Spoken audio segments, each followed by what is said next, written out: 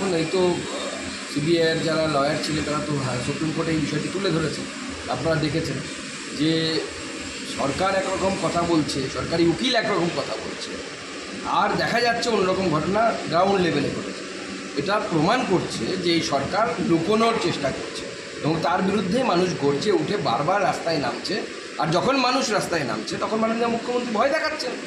আজকেও ভয় দেখিয়েছেন, আমরা কেস রেজিস্টার করিনি, মানে করতে পারি আর কি কেস রেজিস্টার। আপনার কত কেস রেজিস্টার করার ক্ষমতা আছে আপনি করে নিন, আমরাও কোর্টে লড়ে নেব, সাধারণ মানুষের হয়ে বিজেপি লড়ে। সিবিআইয়ের আইনজীবী আজকে বলেছেন কোর্টে যে যেখানে ঘটনাটি ঘটেছিল তার পাশে যে ওয়াশরুম ছিল সেখানকার টাইলস পর্যন্ত তুলে ফেলা হয়েছে, তাহলে কোথা থেকে নমুনা সংগ্রহ হবে? দেখুন একদম সত্যি কথা, যে বিষয়গুলো সামনে আসছে শুধু টাইলস সরানো নয়, যে স্পেসিমেনগুলোকে 4 ডিগ্রি সেন্টিগ্রেডে রিজার্ভ করা উচিত ছিল অর্থাৎ সংরক্ষণ করা উচিত ছিল সেটা পর্যন্ত করা হয়নি। কোনো কিছু নিয়ম মানা হয়নি যাতে কোনো তথ্য প্রমাণ যেন না থাকে। আর মনে রাখবেন যে আমি প্রথম থেকেই বলে এসেছিলাম যে এই ধরনের রেপ অ্যান্ড মার্ডার কেসে বায়োলজিক্যাল যে প্রুফগুলো থাকবে, maybe semen, maybe saliva, maybe hair, এগুলো বা স্কিন রিমেন্স অর্থাৎ চামড়ার অংশ, এগুলো খুব গুরুত্বপূর্ণ হয়, যেগুলো সময়ের সাথে সাথে নষ্ট হয়ে যায়, যার মধ্যে তথ্য যত আপনি দেরি করবেন তত তথ্য সেখান থেকে ডিলিট হতে শুরু করে বায়োলজিক্যাল সিস্টেম। কিন্তু এক্ষেত্রে পুলিশ এবং বিশেষ করে হসপিটাল কর্তৃপক্ষ সমস্ত রকম চেষ্টা করেছে, কোনো চেষ্টা বাদ দেয়নি যার মাধ্যমে যে এর সাথে যেন ছেড়ছাড় হয় সেই চেষ্টাই করে গেছে। মানে সমস্ত রকম চেষ্টা করেছে পুলিশ এবং মেডিকেল কলেজ কর্তৃপক্ষ যেন তথ্য প্রমাণগুলো নষ্ট করে। 1 মাস হয়েছে গোটা ঘটনাটা, গোটা দেশ একসাথে, আজকে মুখ্যমন্ত্রী বলছেন 1 মাস হয়ে গেছে, এবার উৎসবে ফিরে আসবে। কখনো বলছে ফোর্স করতে, কখনো বলছেন ফোর্স করে উঠুন, কখনো আবার বলছে উৎসব। কোথাও দেখুন বাংলার মানুষ এই উৎসব মন খারাপ নিয়েই পালন করবে।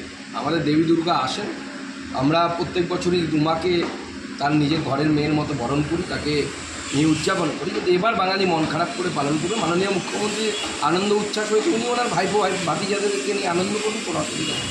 দেখুন রাজ্য ব্যবস্থা নিতে চাইলে ব্যবস্থা নিই।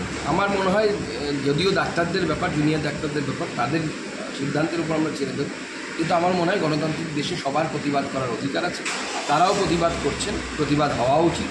এবং এই প্রতিবাদে ভারতীয় জনতা পার্টি এই সমস্ত ডাক্তারবাবুদের পাশে আছে।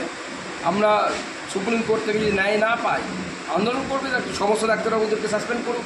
কতজনকে সাসপেন্ড করতে পারে মমতা বন্দ্যোপাধ্যায় দেখি। মুখ্যমন্ত্রী বলছেন 70,000-এর বেশি ইনডোর পরিষেবা দিতে পারিনি, 23 জনের মৃত্যু হয়েছে এই আন্দোলনের জন্য।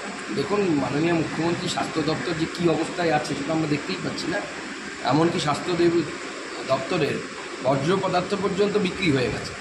মাননীয় মুখ্যমন্ত্রী এই পরিষেবা দিয়ে করবেন কি? মানুষকে তো আপনার স্বাস্থ্য দপ্তর উল্টো বিপদের মুখে ফেলে দিচ্ছে। কালকে দেখা যাবে কারো এইডস হয়েছে, অন্য কোনো কন্টিজিনাস ডিজিজ হয়েছে বা ইনফেকশাস ডিজিজ একজনের দেহ থেকে অন্য জনের দেহে চলে যাবে। এই ধরনের স্বাস্থ্য ব্যবস্থা তো তৈরি করেছে। মাননীয় মুখ্যমন্ত্রীর যে বক্তব্য আমরা তো আগেও শুনেছি, সভামঞ্চ থেকে তো উনি বলেছিলেন 10 লাখ টাকা তো দেওয়াই যেতে পারে। তো যে মুখ্যমন্ত্রী সভামঞ্চ থেকে এই কথা বলছেন, তার পুলিশ আগে গিয়ে টাকার অফার করেনি, এটা বিশ্বাসযোগ্য মানা যাবে? প্রকাশ্য সভা থেকে মুখ্যমন্ত্রী বলছেন 10 লাখ টাকা তো দেওয়াই যেতে পারে।